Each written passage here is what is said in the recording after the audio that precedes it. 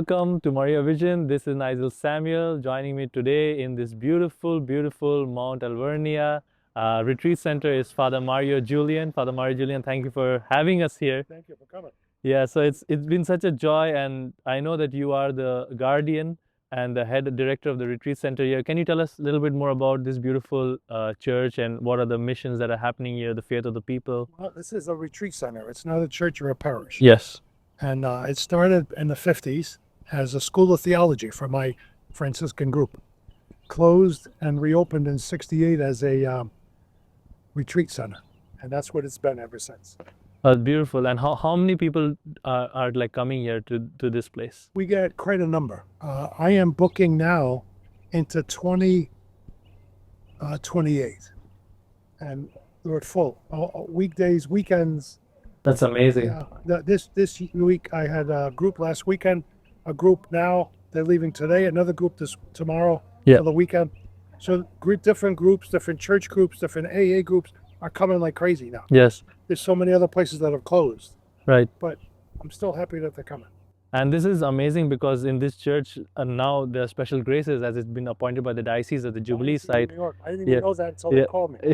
So I was happy for that. No, that's beautiful. Indulgence parish for the Jubilee year. Can you tell our audience a little bit who do not know what an indulgence is? Could you define a little bit? Indulgence is a grace received, forgiveness of sins, for attending church, for doing prayers for the Pope, and for going to confession and communion. Right. And you receive that grace, forgiveness of sins, and people look to do that. Yeah. And that's good. Yeah, and it's such an important and available grace that a lot of us don't know in the church. No, they don't, yeah, and it's so beautiful that the diocese have appointed particular sites where we can visit and pilgrim. So this is one. This is one of them. So it's beautiful. And October 4th, this feast of St. Francis, the bishop here, Colachico, will come up, celebrate a special mass for the pilgrimage. Beautiful. For anybody that's here, and we'll have communion and get confessions. Oh wow, that's amazing. So it'll be good. Yes, no. Also, Father, I wanted to ask you a little bit about your journey and you being a priest and how that has like journeyed in your life. My journey started in 4th grade at St. Anthony of Padua Church in Troy, New York, my hometown. And I would go home, tell my parents I'm going to be a priest. Yeah. And in 8th grade, when I finished school, went home, I told my parents, they said, "Where are you going to high school?" I said, "Not here. Yeah. I'm going to Andover, Massachusetts. We had a minor seminary there." Right. And my mother didn't want me to go. She wanted me to stay home. She was an Italian mother. She wanted me home till I was 57. But I went, and I went there for seminary. 4 years there, 4 years college, Troy, New York, and 4 years of theology at St. John's Seminary in Boston. Yeah. So, no, that's beautiful. And also, when we are interviewing the priests who are in charge of these Jubilee sites, the reason we want to know about their personal journey is because it resonates a lot with this year, or special year of hope. oh, sure. Yeah. So, and you started off very young. Very young, What 13. was your hope in deciding to be a priest in the service of others? What were you really? What was the? I was on the altar all the time. I really enjoyed watching them preach and capturing the attention of the people. Yeah. That's what I liked. I liked their spirit. Cause it was a spirit of joy that they had. And I really enjoyed that. And the beauty of the Mass and the beauty of the community. Right. And these times are, like we were just discussing before we started this, is that there's a scarcity in vocation, and which also results, I think, is a result of a lack of hope, a lack of looking up to something that is more than what we are today, like or something that's spiritual, because we are so caught up with the material world. And what would you like to tell people who are watching today who struggle with the virtue of hope? First of all, you have to be part of church. You should people don't go to church anymore. Yeah. So they wouldn't know what's going on. But church should be a part of your life, your prayer life, your family life. And from there, get to know the priest that's there. And that helps you to decide what you want to do, what you want to be. Yeah. As it did for me. Yeah. No, that's beautiful. And what would you like to say to the people who have been struggling with, like, in despair, like feel like there's no hope, even if I come to church, they don't feel anything? I still hear it. Yeah. Still, everything's lousy. The world is terrible. Well, the world isn't terrible. Yeah. We still have the hope of joy, and we're the ones that are supposed to bring the kingdom here on earth. Yeah. You can't do that if you're upset. And, Right. and even if things aren't going well, Christ is still with you.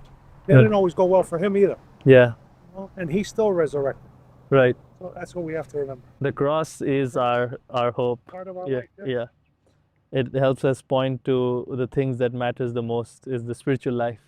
Now that's really beautiful, Father. One last question I have for you is, as we are a Marian channel and we focus a lot on our Blessed Mother, and I'm sure that your spirituality is also very deeply centered around our Blessed Mother. Yes. So, how does she play an example of hope, and how can we cling on in through the intercession of our Blessed Mother to really turn towards God, to turn towards the seriousness of, like, we need to turn away from sin because we want to go to heaven. That seriousness, how does the Blessed Mother really help us be an example and also journey with us? Mary always had her faith in her son, never lost that, and gave in to whatever she needed to, even watching him die on the cross. Yeah. She never gave that up. She always kept the apostles together in that upper room, and she always supported her son and whatever he did, wherever he went. Yes. And I think that's important to know. Yeah. It was her spirit, that fiat. We always talk about the fiat. I do. Yes, she said to the angel. Maybe ours should always be yes as well, Yes. even when we don't want to say that. Yeah. That's the hardest thing to do, is Yeah. to say yes when It God is. really calls you. Because we want what we want. Right. That's the problem. One last message. What would you like to tell to the young people who are maybe watching us today, who are on the fence of vocation life, who are on the fence that whether they want to be a priest or a nun, Yep. and what would you tell them? I spent 8 years as vocation director for my province. Wow. Went from Maine to Florida and from New York out to Ohio. And I tell the young people, you have to just not think about it. You have to also make sure you see a priest or visit with a priest or talk to the priest, ask for their vocation office, tell them what you're interested in, and take it from there. And then you decide. As you visit different places, you can get a sense of what you want. It's the only way to do it now. Yeah. Well, that is beautiful. Thank you so much for joining us, Father Mario. My pleasure. And it's just a joy to come to your parish. Thank you for welcoming us, Appreciate you guys celebrating Mass, and it's just been a joy. And thank you all who are watching us today. And hopefully you'll join us for this beautiful Mass that we celebrated here in Saint Mount Alvernia. On Alvernia. Perfect. Thank you.